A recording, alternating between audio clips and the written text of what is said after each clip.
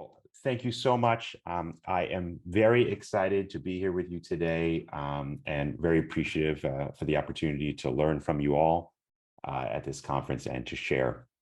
I am Jared Chung. I'm the executive director of careervillage.org. And what I'm excited to be sharing with you today is a case study, sort of a practical look into a situation where we seek to mobilize a very large number of mentors to provide career advising. I think instead of speaking about the benefits or theoretical frameworks underpinning career advising, which I know that a lot of the other sessions have done a great job of, we're really focusing here on the systems and the operations involved in trying to do career advising at a very large scale. So that's the focus for this session. I want to mention that if you're here and watching this live, I look forward to hearing your questions or comments in the Zoom chat. But just in case you are watching a recording of this in the future, please feel free to send us a conversation on Twitter. And in the top right corner of the slides, you'll see 2 Twitter handles that you could use for that. So first, we just want to start with motivation for this project.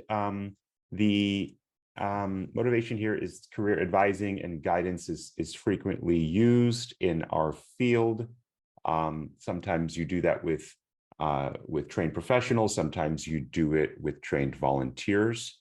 The volunteer-based method is also common, but scaling it can be difficult because managing volunteers can introduce operational problems, uncertainty, additional oversight requirements, and other things that you have to consider when you're working with a volunteer-based workforce to provide advising. The case study is Career Village, the organization that I had the privilege of co-founding in 2011. We use an online career advising program. I'm going to show you screenshots of it shortly. The emphasis here is on, excuse me, young people, which we define as usually 14 to 24 years old. However, in recent years, we have seen younger learners in classrooms working with an educator, or we have seen older workers who are making changes to their career, who are also coming to get advice. So far, we have served advice to about over 7 million people. They are mostly in the United States. We are a United States-based NGO. However, there is a very, very long tail of people across a wide range of countries. In total, there are 190 countries that have had people who have come to Career Village to get advice. But again, concentrated mostly in the United States and a couple of other English-speaking countries. We have well over 125,000 mentors. I think at this point, we're closer to 135,000. And there are 3,500 educators who have signed up to use Career Village through their classrooms. Throughout the presentation, I want to emphasize a couple of themes. Please keep an eye out for this being a socio-technical system. And what that means is that there is a combination of social norms and technical interactions that we're asking our community to engage in. And we always think about what we are working on that is a social norm and what we are working on that is a technical piece of the system. I'll try to highlight areas where there is automation that helps us to scale. And I'll also try to highlight areas where there is flex points or redundancies that helps us to manage the entire system. These are some examples of what Career Village looks like. It is an online question and answer interaction. At the very beginning of Career Village, we tried many different forms of an online advising, and questions and answers quickly became the one that was adopted and accepted the most by students and by volunteers, because it's very simple. And so, and because it puts agency into the learner's hands. They really, really like that. It is asynchronous, meaning that it is not real-time live chat. Instead, a learner will come on, they will post any question about any career, and then the system will automatically match it to multiple volunteers who have signed up based upon their matching experience. The volunteers will then come in to answer the questions. So you've all seen online Q&A sites. This is one of those, but it's optimized for career advising for youth. It's very good at this interaction. It has a 99.99% answer rate. On average, 3.5 answers per question. And they come very quickly. So on average right now, the first answer comes in about 5 hours. As I go through the rest of the systems, I hope that some of the themes come out that may inspire folks to try to replicate these kinds of systems in other communities. So I want to highlight that this is mostly a self-serve system for mentees. Most of the time, young people find Career Village when they are on Google searching for career information or on social media.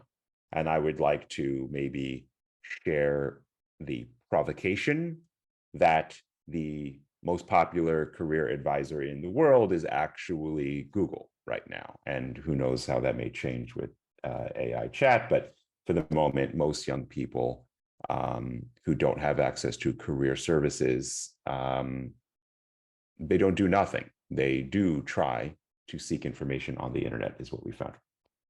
So sometimes they'll find Career Village. Now, even though most of our learners come to us on their own through online channels like Google or social media, still about 1 in 5 of them do come through a classroom. So the program is used in many educational and nonprofit and public sector settings. They usually will get some lesson plans from us, and we'll give them a page where they can center their community within the broader community. So with that context, let's talk about recruiting 100,000 volunteers. So this is the number of online mentors that we have recruited over time. I think I would highlight that we had a significant growth in 2016 when we started partnering with employers, and I'll talk about that next. I also want to highlight that in 2020, our volunteer base almost doubled, and that was due to a lot of volunteering activity moving online from COVID, and that led to a lot of people coming to Career Village. After 2020, we have still continued to see significant growth in the volunteer base. We recruit our volunteers in 4 main ways. The first is through employer partnerships, where we host Zooms or sometimes in-person events, or just send emails inviting people to sign up. Employers also are often funders for the NGO as well. The second is volunteer marketplaces like Volunteer Match or the LinkedIn Volunteer Marketplace. The third most common is what we call cold outreach, which just means that we're reaching out to people and they have never met us before. And the last is word of mouth. Among these 4 systems, the only one that I would consider automated is the volunteer marketplaces one. We have set up automated recruiting systems where when a question does not get answered within our standard amount of time, an automatic volunteer post will get placed on these volunteer marketplaces, specifically seeking a volunteer to answer this question with the right qualifications. So that is one of the ways that we can help to automate the recruiting. When we do recruit, there are some messages we try to emphasize. We emphasize giving back, or simplicity, or convenience. We find that a lot of people are looking for a way to volunteer and want to help with career development, but are intimidated by the amount of time they will have to commit or the difficulty that they may face in getting started. And so we emphasize simplicity and convenience.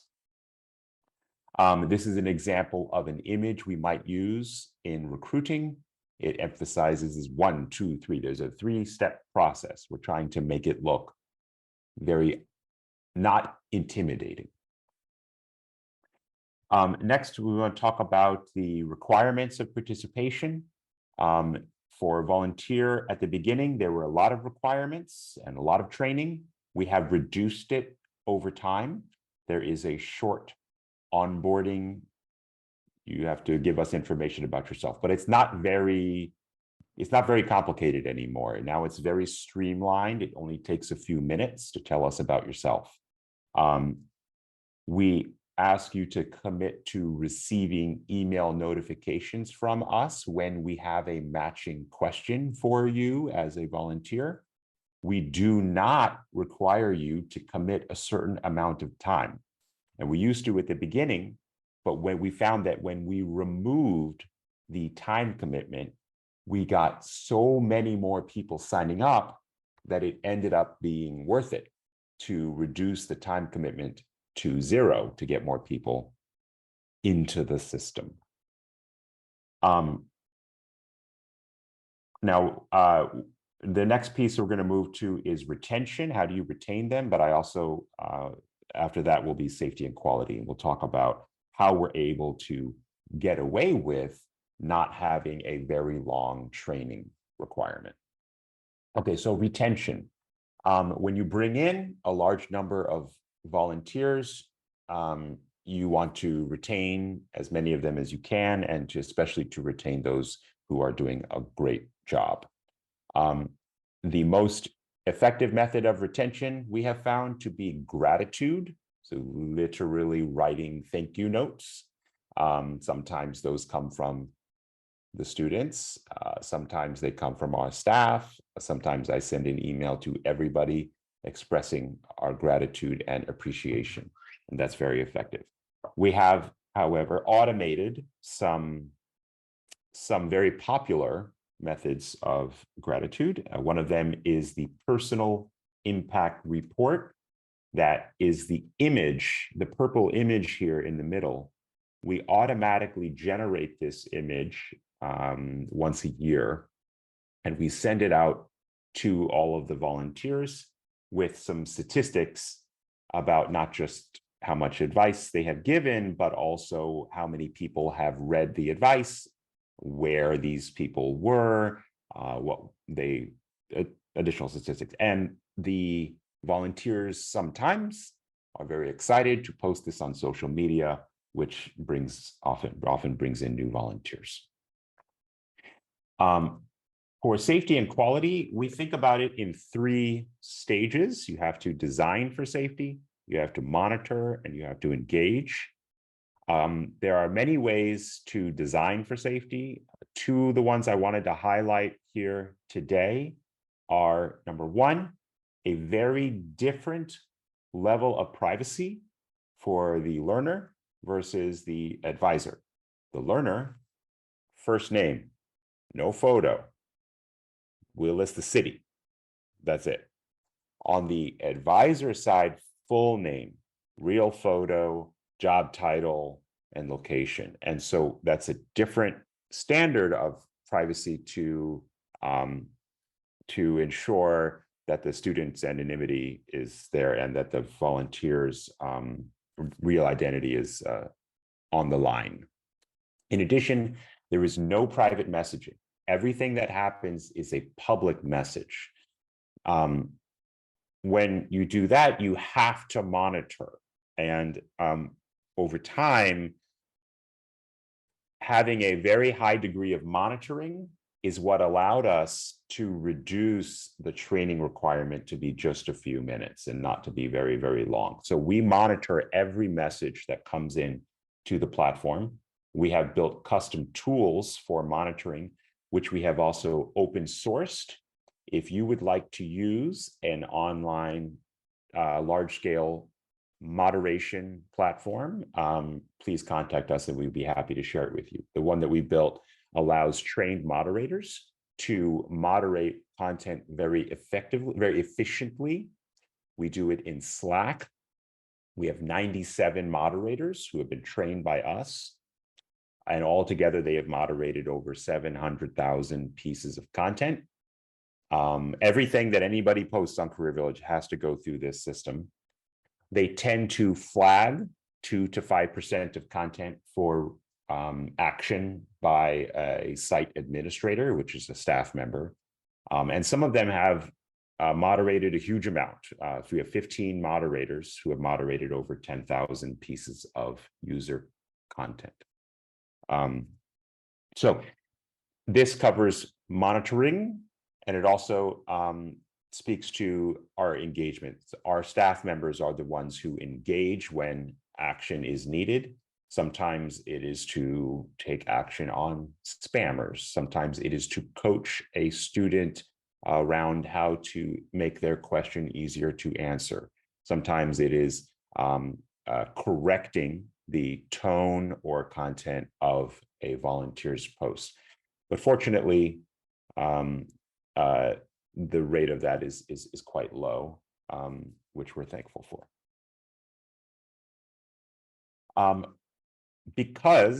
So now let's talk about operations. Because this system is characterized by having excess mentors, we literally have too many mentors at the moment, and that is generally true on purpose to always have excess mentors, because it's not a big deal if you sign up to mentor and I don't have a question for you today. But if you have a young person asking a question and there's not a mentor there to answer, that's a problem. So we always have excess mentors.